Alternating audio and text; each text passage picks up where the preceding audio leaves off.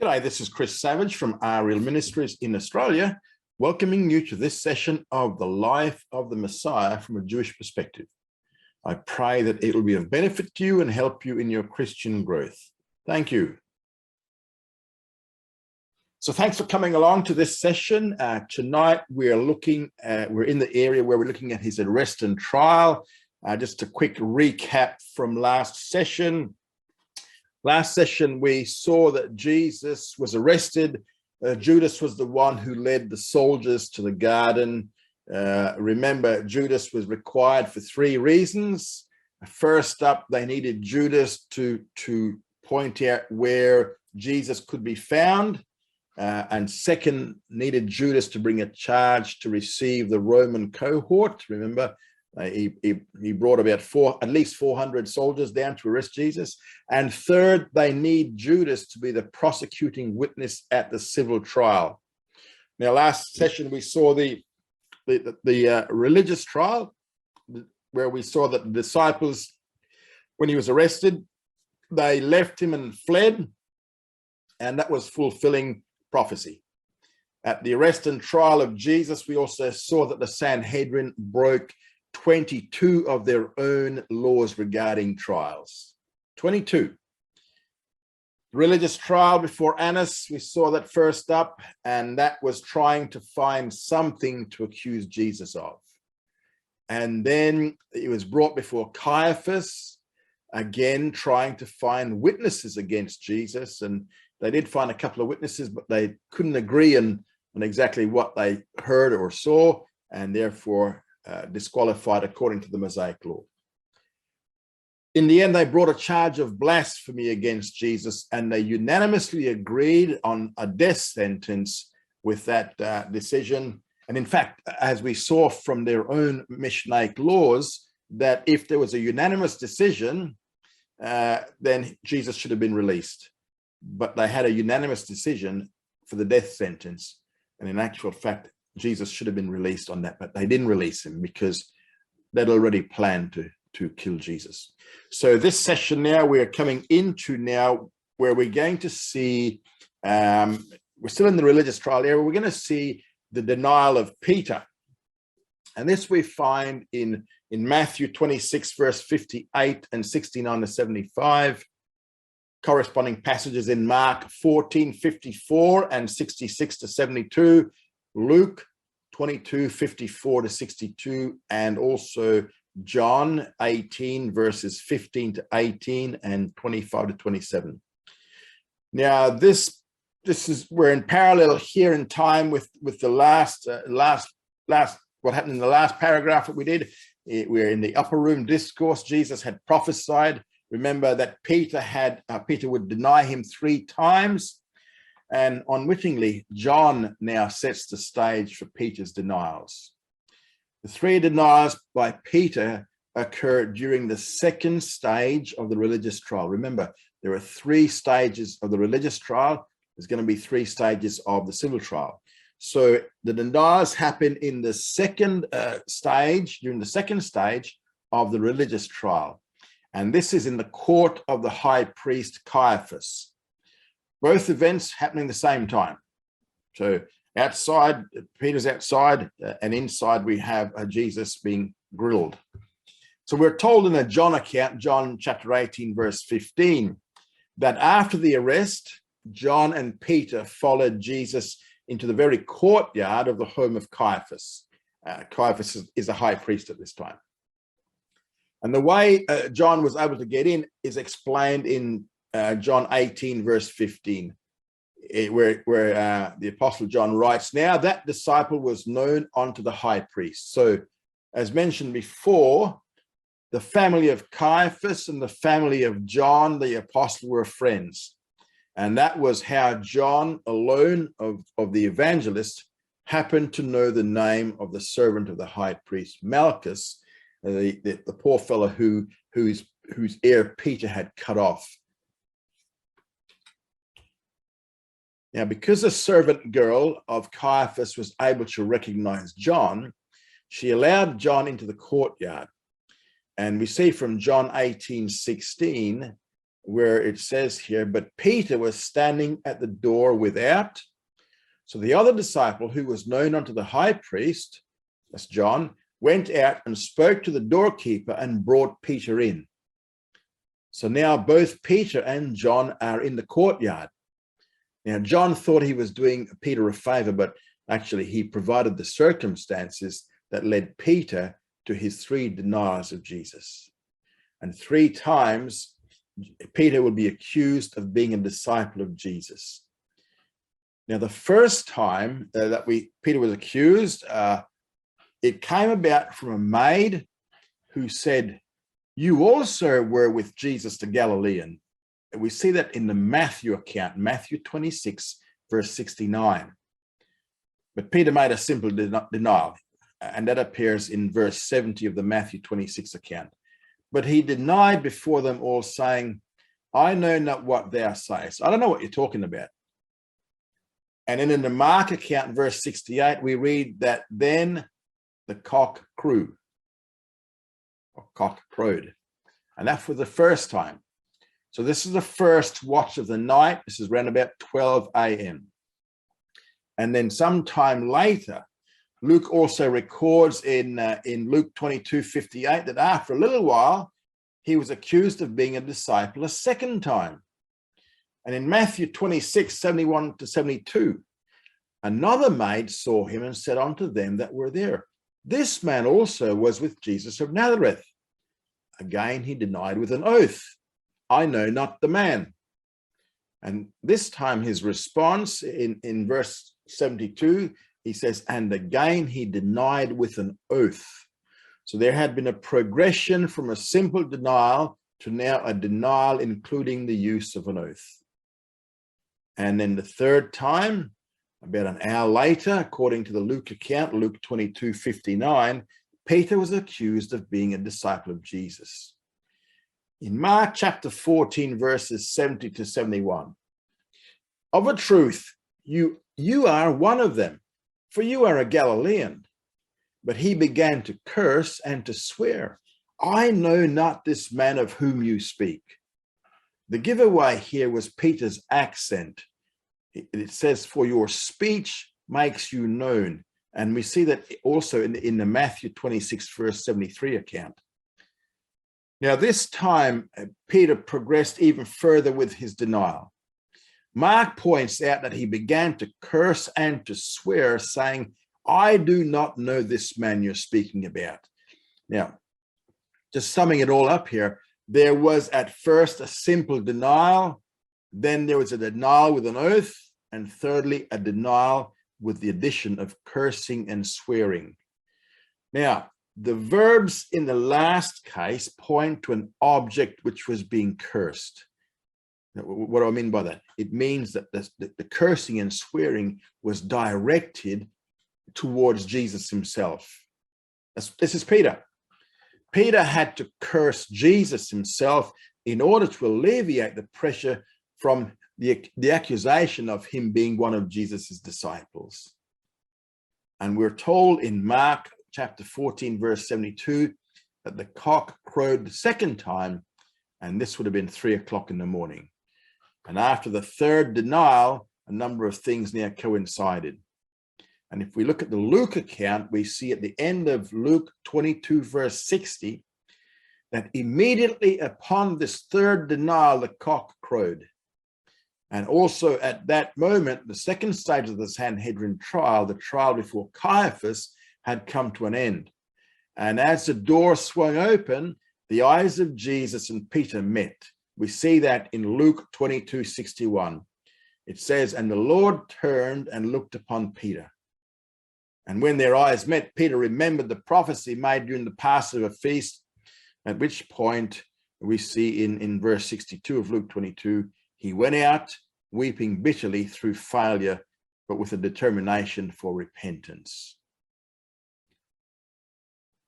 Oh, just quickly, when we're talking about the cock crowing, it's not a rooster. It is a term that they give to when when the soldiers, if you like, they're sounding their watch, at midnight, the cock crowed, which meant that everything was good. Then the next one was at 3 a.m. in the morning. Next was at 6 o'clock in the morning. So it's not a rooster. Now, we're looking at the mockery and beating. We see this only in Luke 22, 63 to 65. And this is 22, 63 to 65 of Luke. And the men that held Jesus mocked him and beat him. And they blindfolded him and asked him, saying, "Prophesy, who is it that struck you?" And many other things spoke they against him, reviling him. So this was the first mockery that Jesus was to suffer. And this was the third mistreatment. It is the first of 8 mockeries that Jesus undergoes. We're going to see that he'll be mocked 4 times before the cross, and while he's on the cross, he's going to be mocked another 4 times. And then in Matthew 26, verse 67, we read before of several mistreatments, but now in this Luke account, there is further mistreatment. And this was after Jesus had been taken from the trial room. So he's now outside of that. Now we see the condemnation by the Sanhedrin, and we find this in Matthew 27:1, we find it in Mark 15, verse 1, and we find it in Luke 22, 66 to 71. This is the third stage of the religious trial. All that the Sanhedrin wanted to do at this point was to try and give some sort of a semblance of legality to the trial, which had already taken place. So they reassemble now around daylight. All 3 accounts, all 3 gospel writers make that point. In Matthew 27:1, it says, "Now when morning was come," and in Mark 15:1, "and straight away in the morning," and then we see in Luke 22:66, "and as soon as it was day." Remember, all legal proceedings had to be done in the daylight, so you couldn't hide anything. But by now, the proceedings had been far too corrupted for them to be made legal. It was too late. In the Luke account, Luke 22:66, we're told that the Sanhedrin gathered together again. And now they ask 2 questions of Jesus. The first one is in verse 67. "If thou art the Christ, tell us." To which Jesus responded, "If I tell you, you will not believe. And if I ask you, you will not answer. But from henceforth shall the Son of Man be seated on the right hand of the power of God." So Jesus' response to the first question was that they had already decided not to believe. But the proof of his words would be seen in that when they had finished with him, he would be seated at the right hand of God the Father. And then in verse 70, we see their second question, "Art thou then the Son of God?" And the response of Jesus was, "You say that I am." And in fact, when it's in the Greek, translated in the Greek, it's very emphatic. And in the Greek, it says, "Yes, indeed, I am the Son of God." So with that, the religious trial now came to an end. They now began to move toward the civil trial. And although they had condemned Jesus to death on the charge of blasphemy, even though there was absolutely no evidence to support the charge, because rabbinic definition of blasphemy was to expressly pronounce the 4-letter name of God, YHVH or YHWH, and Jesus had not done so. So the Sanhedrin at this time could not carry out the death sentence, so need a civil trial. Now we see in this paragraph 171, which contains Matthew 27:3 to 10 and Acts chapter 1 verses 18 to 19. And here we see the death of Judas. Sanhedrin now have a problem. They've just condemned Jesus to death on the basis of blasphemy. Now this was a capital crime in their religion, but not in the eyes of Rome.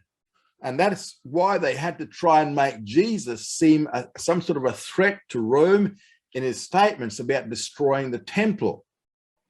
Now, that accusation would have been a convenient way to carry out a death penalty under Roman law. Now, what they have to do is they have to persuade or they have to manipulate Rome into condemning him.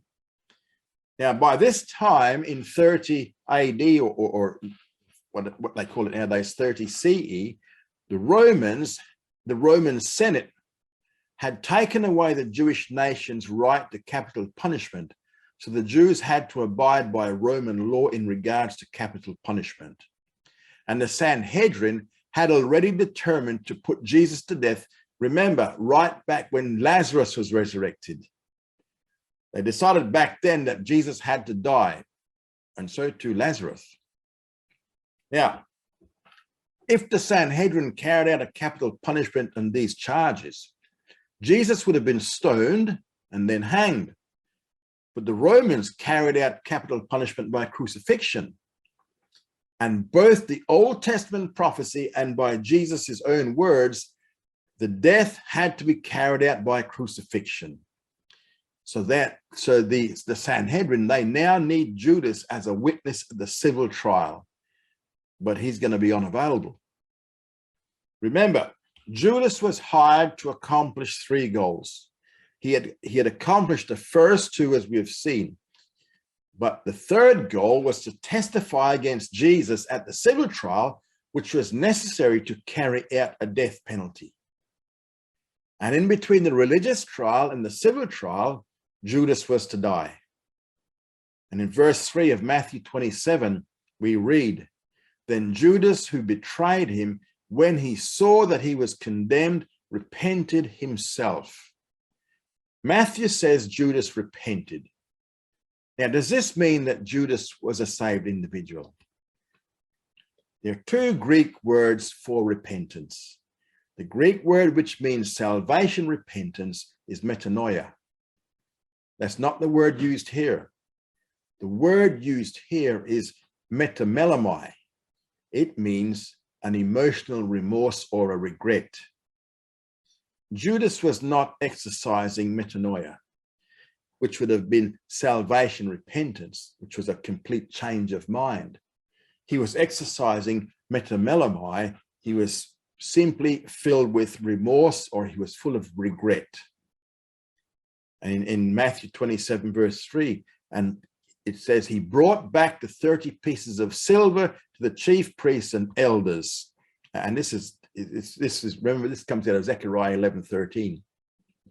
And he said here, he said, "I have sinned in that I betrayed innocent blood." That was what Judas said to the Sanhedrin. However, they refused to accept his money, saying, "What's that to us? See thou to it." And he cast down the pieces of silver in the sanctuary and departed. So at the end of verse 5 of the Matthew account, it says there, we read that he went away and hanged himself. So the answer to the question, was Judas saved? No, he was not saved. He was simply sorry for what he did, but that doesn't bring salvation. Now we have a couple of contradictions. Well, sorry. We have what appears to be contradictions in the Gospels here. And one of those contradictions is about the way that Judas died. Did he die by hanging or by falling down and his bowels gushed out? And what we have today is Gentile critics of the New Testament. They see a contradiction between the Matthew account and Luke's account in Acts chapter 1, verses 18 to 19. Remember, Luke wrote Acts as well. From the middle of Acts 1, verse 18, we read, falling headlong, he burst asunder in the midst, and all his bowels gushed out. Now, to understand what's happening here, we have to go back to Jewish law, Mosaic law. By Jewish reckoning of time, a day begins at sundown. The moment you see 3 stars in the sky, new day begins. Therefore, the Sabbath day begins at sundown Friday and ends at sundown Saturday. So once the sun has set on Saturday, the Sabbath no longer applies. So that's the same reckoning of time is for any other day, any other day or any other event or day. So the first night of Passover was coming to an end, and they were reaching the dawn of the first day. Remember, first night of Passover always comes before the first day of Passover. Jewish time goes night followed by day. Our time goes day followed by night. Jewish families eat their Seder, is the Passover meal, on the first night of Passover. That's what Jesus did with the apostles. Now we're coming to the morning when the morning Passover sacrifice will be offered. And the morning Passover sacrifice would be only the priesthood would participate in this one. This was at 9 a.m. And what we'd have here would be the 24 chief priests, and the high priest would now partake of this Passover sacrifice. Now, according to Jewish law, if between the first night and the first day of Passover, there was a dead body found within the walls of Jerusalem, then the city was considered to be defiled, it was ceremonially unclean, and the morning Passover sacrifice could not proceed. So this morning sacrifice, which was at 9 o'clock, which was when the Passover lamb was sacrificed, went by the name of the Chagigah. That's a Chagigah. However, Jewish law goes on to say that if the body was taken and cast into the valley of Hinnom, Hinnom is a place of burning, from which we get the word Gehenna, then the city would be regarded as ritually cleansed, and the morning sacrifice could now take place. On this occasion, where it's the Passover, that meant that the Passover celebrations could continue. Now, with that background, the most likely scenario of what happened on that occasion, if we combine what Matthew says in his account with the account in Acts chapter 1, verses 18 to 19, the most likely scenario was that Judas hanged himself within the city walls. That meant the city was now defiled, and the celebrations for the day would have to be cancelled. But the problem was solved by the body being taken down and then thrown down the cliff face into the valley of Hinnom. With that fall, the body of Judas would have burst, as described in Acts 1:18, and later on what would happen is they'd go and collect the body and bury it. So there's no real contradiction here. Matthew recorded how Judas died, while Luke described what happened to his body after it was found.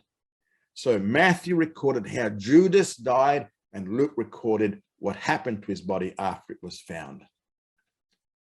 The second alleged contradiction concerns who actually purchased the field. Remember, the Jewish leadership had colluded with Judas. We saw that back in Matthew 26 and Mark 14 and Luke 22. What did they do? They bribed him to betray Jesus to them while he was not surrounded by a crowd. So Judas went to the chief priests himself and asked them what they would give him if he were to make Jesus known to them. And they offered him the price of 30 pieces of silver. Now, if you remember, 30 pieces of silver is a sign of contempt. It's the price of a dead slave. Now, the priesthood knew that this money was wrongfully gained. Why? Because it was bribe money. And by rabbinic law, they were legally obligated to return the money to the donor. However, the donor is dead. And according to Matthew, it was the chief priest who purchased the field. Matthew 27, 7-8 says, and they took counsel and bought with them the potter's field to bury strangers in. That's what Matthew says. Yet Luke stated, now this man Judas obtained a field with the reward of his iniquity. We find it in Acts 1:18. Now, from a Jewish viewpoint, both statements are true. By Jewish law, money wrongfully gained could not be put into the temple treasury. And Matthew 27:6 says, it is not lawful to put them, which is the 30 pieces of silver, into the treasury, since it is the price of blood. It was bribery money. It was betrayal money.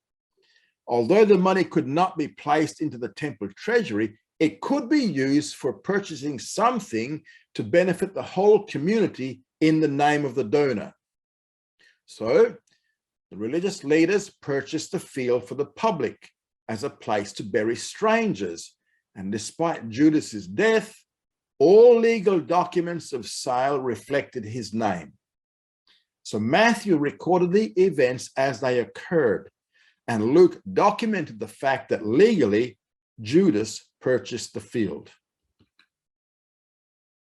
Another point of confusion here is Matthew speaking about Jeremiah or Zechariah? And this comes out in Matthew 27, verse 9. This is Matthew writing here, then was fulfilled that which was spoken by Jeremiah the prophet. And they took the 30 pieces of silver, the price of him that was priced, whom certain of the children of Israel did price, and they gave them for the potter's field, as the Lord appointed me.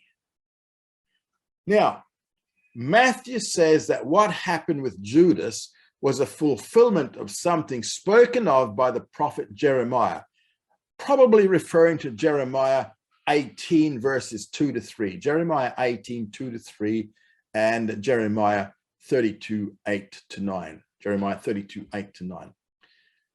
But Matthew actually quoted Zechariah 11, 12 to 13, which says, and I said unto them, if you think good, give me my hire, and if not, forbear. So they weighed for my hire 30 pieces of silver. And Jehovah said unto me, cast it unto the potter, the goodly price that I was prized at by them. And I took the 30 pieces of silver and cast them onto the potter in the house of Jehovah. That was what Zechariah said in Zechariah 11, 12 to 13. So what does Jeremiah have to do with this? Because it was Zechariah who spoke it. For the unbeliever, this is another example of proof against biblical inspiration. And what they say is, it's just contradictions everywhere. The usual way out of this problem is to say that it was a scribal error, and that's actually a valid option. Another answer is that Matthew quoted from both Zechariah and Jeremiah, but named only one of the prophets from which he was quoting. Now, the answer is actually based on the fact that only Matthew records this event. Now, in his gospel, he was particularly concerned with the development of the rejection of the Messianic king, the unpardonable sin, and that resulted in the destruction of Jerusalem in the year AD 70. Now, that may account for his reference to Jeremiah while quoting Zechariah, as Jeremiah referred twice to a particular curse that has relevance to Judas's burial place, and that is the curse of Topheth. Now, as you can see here on the sketch, Jerusalem is surrounded by two valleys. We have the valley of Kidron on the eastern side, which is this, I don't know if you can see that, but it's here on the eastern side, and the valley of Hinnom coming around the west side down to the south side. Topheth is located where the two valleys meet, right down here in the bottom where they both meet. And some of the more wicked kings of Jerusalem practiced human sacrifice here. And as a result, God pronounced a curse upon this section of the valley in Jeremiah 7, verses 31 to 34. And I'll just read that for you here. This is Jeremiah 7, 31 to 34. And they have built the high places of Topheth, which is in the valley of the son of Hinnom, to burn their sons and their daughters in the fire, which I commanded not, neither came it into my mind. Therefore, behold, the days come, says Jehovah, that it shall no more be called Topheth, nor the valley of the son of Hinnom, but the valley of slaughter. For they shall bury in Topheth till there be no place to bury. And the dead bodies of this people shall be food for the birds of the heavens and for the beasts of the earth, and none shall frighten them away. Then will I cause to cease from the cities of Judah and from the streets of Jerusalem the voice of mirth and the voice of gladness, the voice of the bridegroom and the voice of the bride, for the land shall become a waste. Now, in the Hebrew scriptures, the valley of Hinnom was known as Gai, G-E-I, or G-A-I, Gai ben Hinnom. Literally, it means the valley of the son of Hinnom. And that's what we see in Jeremiah. Now, in the Talmud, it was referred to as Gehinnom or Gehinnom, which was a place where humans were burned as sacrifices. Hebrew words, when they became Hellenized, it was Gehenna, which became the term used for the lake of fire, which is the place of the future burning of humans. And after a few more changes in it, the term found its way into the English dictionary as Gehenna. Gehenna. Now, referring to Gehenna, Jeremiah wrote in Jeremiah 19:11, "Thus says Jehovah of hosts, even so will I break this people and this city as one breaks a potter's vessel, that cannot be made whole again, and they shall bury in Topheth till there be no place to bury." To summarize the curse of Jeremiah was that someday the people of Israel would bury in Topheth until there was no more room to bury. Now, Matthew showed that when the religious leaders purchased this particular area of the Hinnom Valley, they also purchased the Jeremiah curse. When the unpardonable sin was judged and punished in AD 70, so many were slaughtered. Altogether, 1.1 million Jews were slaughtered, were killed in that war by the Roman legions, that they buried until there was no more room left in the field. Topheth was full. One ancient writer observed, he says, after Titus, this was Titus Vespasian, had taken Jerusalem, and when the country all around was filled with corpses, the neighboring races offered him a crown, but he disclaimed any such honor to himself, saying that he had merely lent his arms to God, who had so manifested his wrath. He was the one who killed 1.1 million. Now, Acts chapter 1, verse 19 notes that the field initially became known by the name Akeldama, which is Aramaic for the field of blood, because it was bought with the purchase price of blood. However, it literally ended up being a place of slaughter. Therefore, Matthew mentioned Jeremiah to point out that the curse of Topheth would come to pass as a result of the unpardonable sin. And he quoted Zechariah to show that the actual purchase price was that of a dead slave, 30 pieces of silver. And once Judas was dead, the religious leaders lost their one witness for the prosecution. And for that reason, just as disorganization and confusion dominated the initial stages of the religious trial, the same was true in the civil trial. Now we have the civil trial.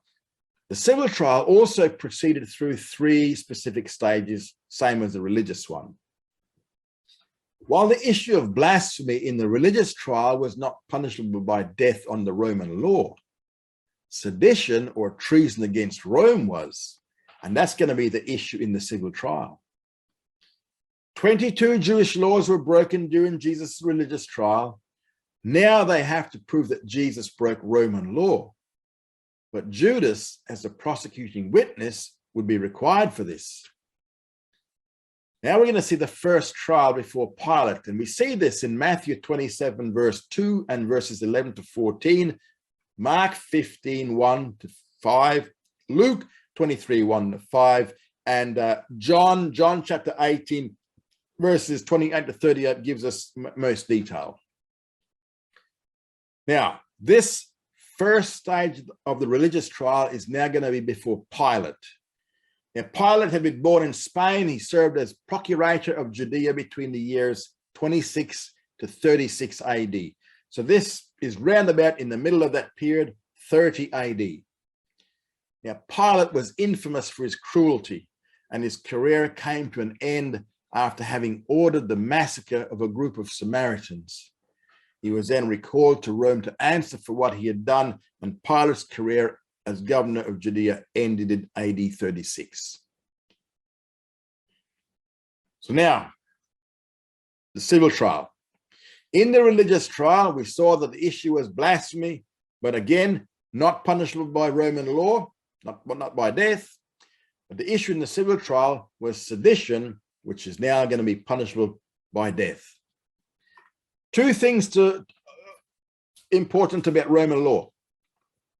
First up, the proceedings had to be public. That's why the proceedings before Pilate were public and the masses were present. Second, the commencement of the proceedings had to be on the basis of a specific charge by the prosecuting witness.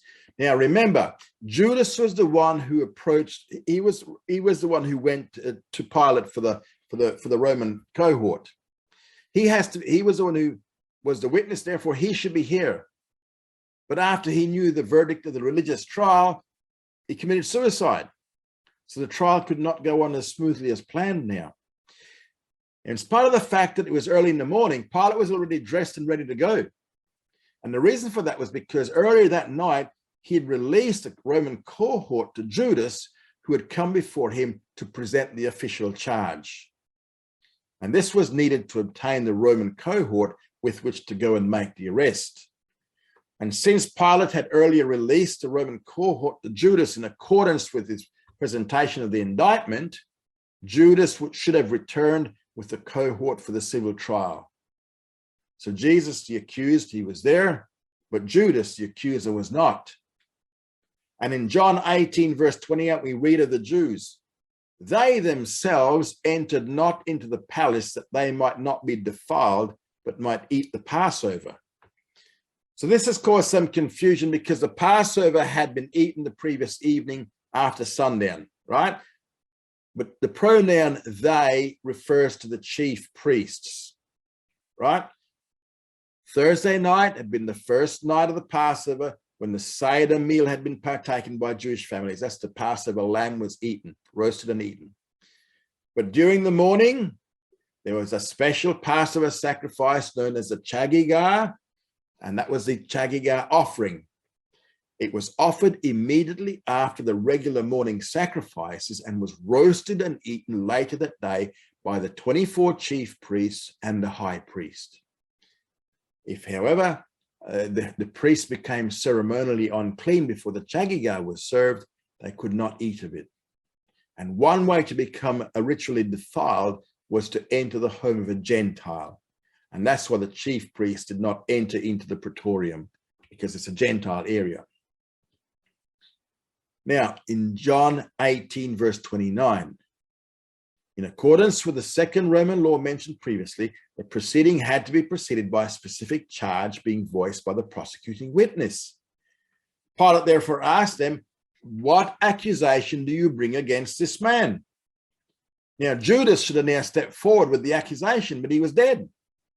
And this is the leadership, the Jewish leadership. Their response was in John 18, verse 30. "If this man were not an evildoer, we would not have delivered him up to you." They had no witness, no one to bring an accusation. So they attempted to force Pilate to pass a sentence without a witness and without an accusation. And Pilate, following Roman law, responded in verse 18, in chapter 18, verse 31, "Take him yourselves and judge him according to your law." As there was no accusation, there could be no condemnation. As there was no condemnation, there could be no sentencing. So the Jewish leaders responded, "It is not lawful for us to put any man to death." And in verse 32, notice what it says here. It says that the word of Jesus might be fulfilled, which he spoke, signifying by what manner of death he should die. Now, crucifixion was the Roman way of execution, and Jesus had prophesied several times that he would be crucified. If he had been stoned to death, right, it would have meant that he was a false prophet. It's interesting here to note that both the Mishnah and the Talmud tell us exactly at what point the Roman government took away from the Sanhedrin the power of capital punishment. They dated it as 40 years before the destruction of the temple. The temple was destroyed in AD 70. So this Roman directive must have been made in 30 AD, and that was the very year of this trial. And this shows the providence of God. It was to make certain that Jesus would die in the manner that he said he would die, which was by crucifixion. If the Sanhedrin had retained the right to carry out the death penalty, they would not have crucified Jesus. That was not the Jewish way. The Jewish mode of execution was stoning. And if the trial was 6 months earlier, he would have been stoned to death. If the Sanhedrin had still had the authority to execute, they would have stoned him to death. Then there would have been no atonement. And the prophecies made by Jesus about the manner of his death would have been false. So the year of this trial was the very year, according to Jewish references, that the right of the Sanhedrin to execute anyone was taken away from them. The Jewish leaders were in a quandary because Pilate required a proper accusation to proceed. And they finally came out with an accusation, which we see in Luke 23, verse 2. We found this man perverting our nation and forbidding to give tribute to Caesar and saying that he himself is Christ, a king. Notice the contempt which they have for Jesus, because they don't even use his name. They refer to him as this man. They don't say Jesus or Yeshua, this man. The accusation was now of sedition against Rome, and 3 counts were now brought against Jesus. First, he was perverting the nation. How was he doing this? They said by mixing truth with heresy and stirring up rebellion. Second, he was forbidding the people to give tribute to Caesar. This was an act of treason, but it was an obvious lie, because Jesus said in Matthew 22:21 to render unto Caesar the things that are Caesar's. Third, they reminded Pilate that Jesus claimed to be Messiah, a king, and therefore he was now a competitor to Caesar. Now we have a conversation between Jesus and Pilate. So after the accusation had been given and the charge was laid, there was now a private discussion between Jesus and Pilate. It was inside the Gentile palace where the Jews would not go. And in the John 18 account, we read at the end of verse 33 that Pilate asked Jesus, "Are you the king of the Jews?" What Pilate wanted to know was whether Jesus was really a competitor to Caesar or whether he was Messiah. Jesus, as usual, to make clear the situation, responded with a question of his own. He says, "Is this your conclusion, or are you repeating what others have said?" He wanted to know on what basis Pilate was asking the question, from a Roman or from a Jewish viewpoint, specifically his Jewish accuser's viewpoint. And in verse 35, we see that Pilate responded, "Am I a Jew? Thine own nation and the chief priest delivered thee unto me. What hast thou done?" What he's saying was that he was asking the question on the basis of what the Jewish leaders had said. Pilate's point is that he's a Roman without a messianic frame of reference. But as a Roman, all he needed to know was whether Jesus was a competitor to Caesar or not. Now the situation becomes clear. Jesus responded in verse 36, "My kingdom is not of this world. If my kingdom were of this world, then would my servants fight, that I should not be delivered to the Jews. But now is my kingdom not from here, not from hence." So Jesus had said in effect, "No, I'm not a competitor to Caesar." Why not? 2 reasons. First, he said, "My kingdom is not of this world." And those who are not millennialists or those who are amillennialists, who do not believe in a literal kingdom on earth, like to use this verse to teach against millennialism, to teach against a literal earthly kingdom. They believe in his second coming, but not that when he returns, he will set up his earthly kingdom. They instead interpret Jesus' statement to mean that his kingdom will not be in this world. Now, Jesus said that his kingdom was not of this world. What they're ignoring is that 1 chapter earlier, back in John chapter 17 in the high priestly prayer, Jesus used the same expression about the disciples. they are not of this world. To say that something is not of this world is not to say that it will not be in the world. And this comes yet clearly back in his high priestly prayer in chapter 17 of John, verses 11, 14, 16, and 18, where Jesus says that his disciples are in the world, but they're not of the world, meaning that they're not of the world's nature.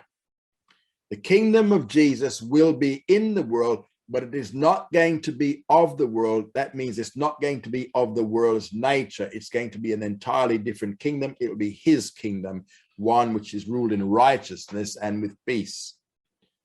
When Jesus returns to the earth, he will not depose Caesar and sit upon his throne.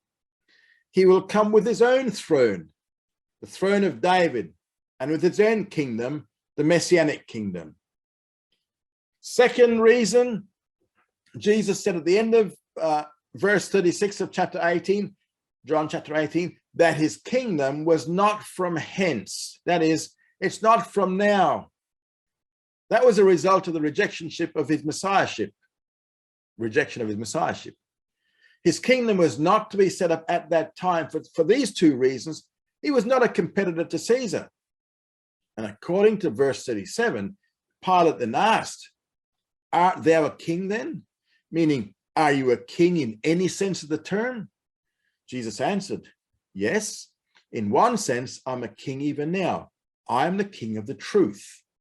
And everyone that is of the truth hears my voice.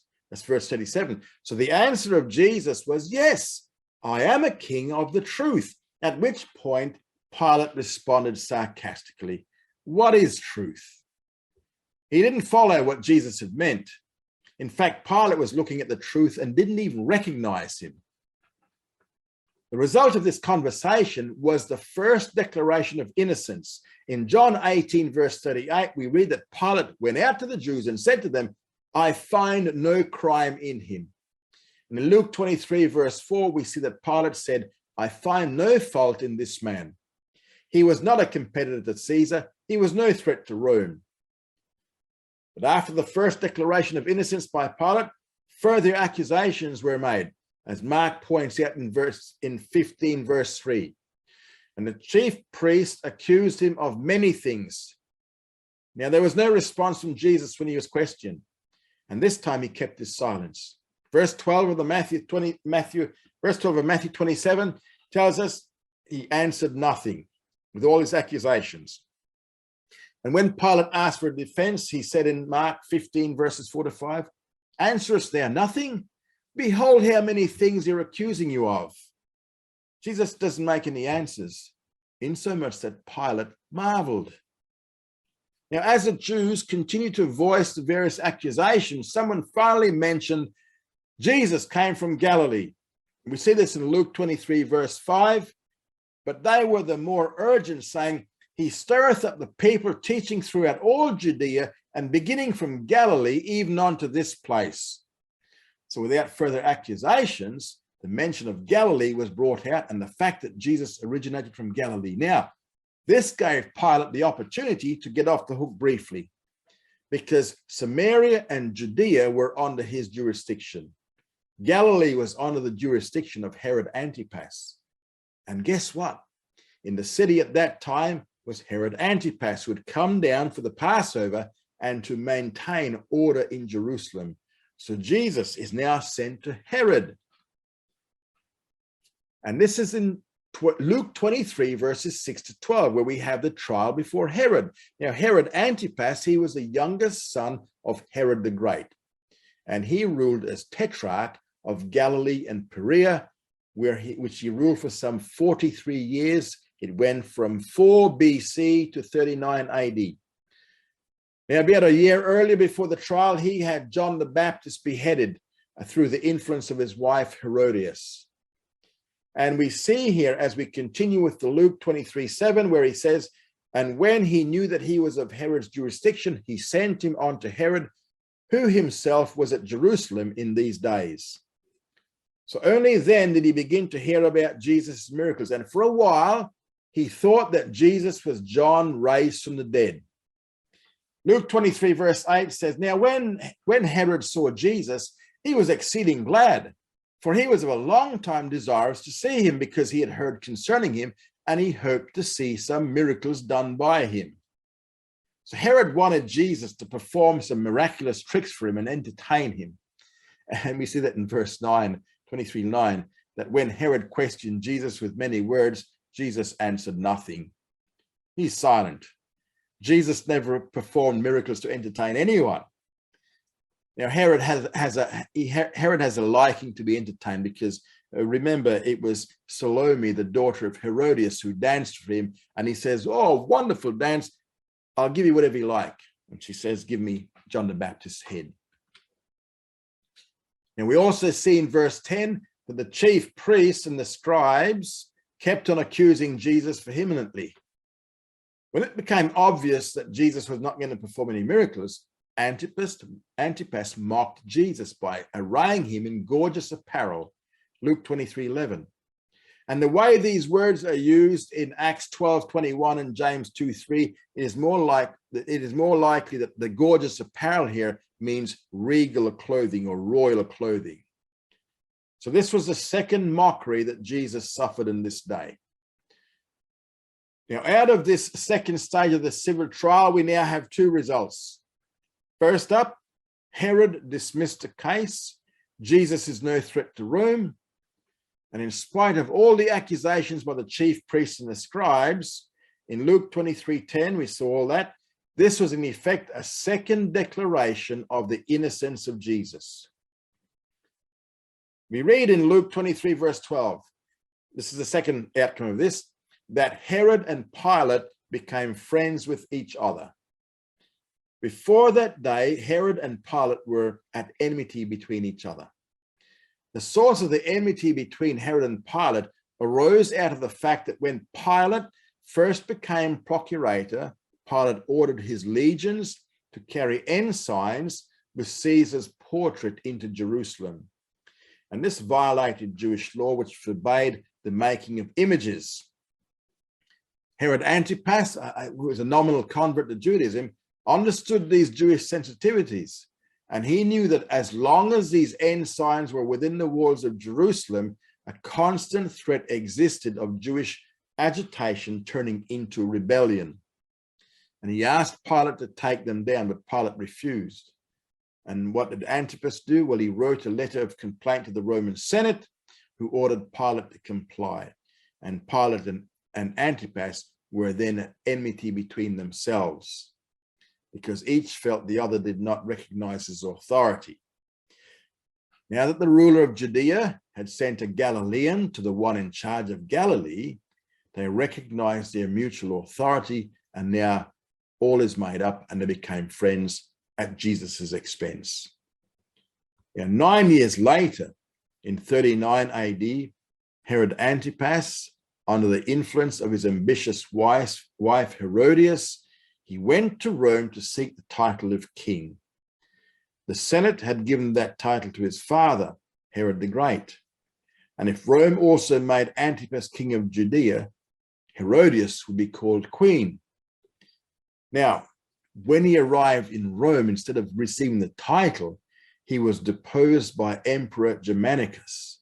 And we better know him as Caligula. And then he was banished by the Roman Senate to Lyon in present-day France. And there, Herod and his wife Herodias died in poverty. He was to pay dearly for his role in the death of John the Baptist and in the mockery of Jesus the Messiah. And this is where we will leave it today. Thank you for coming along. Study hard and grow strong.